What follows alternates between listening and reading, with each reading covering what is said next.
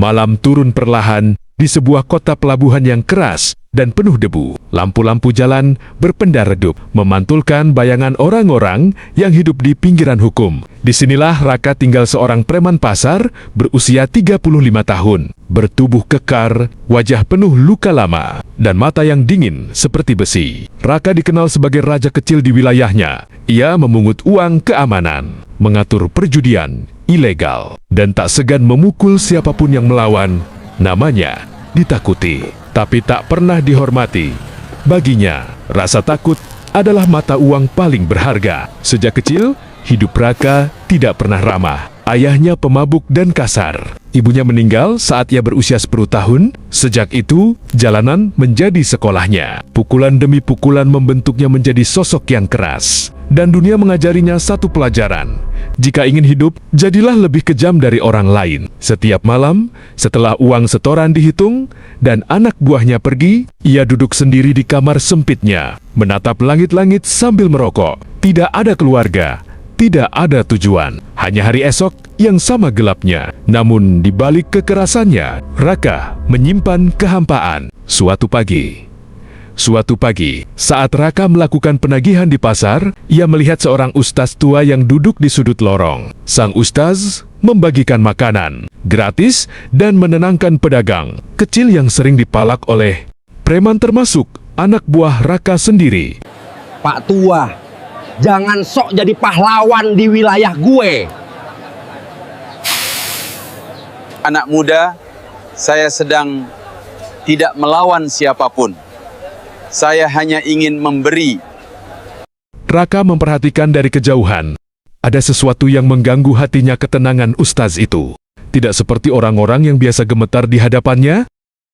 Beberapa hari kemudian, Raka mengalami kejadian yang mengubah segalanya. Dalam sebuah bentrokan antar geng, Bima, anak buahnya yang paling setia, tertusuk pisau. Darah mengalir deras di tangan Raka. Malam itu, Raka tidak tidur. Untuk pertama kalinya, ia merasa takut kehilangan. Dan lebih parah lagi, takut pada hidupnya sendiri. Beberapa hari setelah kematian Bima, Raka kembali melihat ustaz tua itu. Kali ini di musyalah kecil dekat rel kereta. Entah dorongan apa, Raka masuk dan duduk di belakang. Tubuhnya kaku. Ustaz itu berbicara tentang taubat. Tidak ada manusia yang terlalu kotor untuk dibersihkan oleh Allah. Selama napas masih ada, pintu pulang tidak pernah tertutup. Kata-kata itu menghantam Raka lebih keras dari pukulan manapun. Malamnya, Raka bermimpi. Ia berdiri sendirian di jalan gelap tanpa ujung. Semua orang yang pernah ia sakiti berdiri menatapnya, lalu satu persatu menghilang, meninggalkannya sendirian dalam kegelapan. Raka terbangun dengan napas tersengal. Air mata jatuh tanpa ia sadari.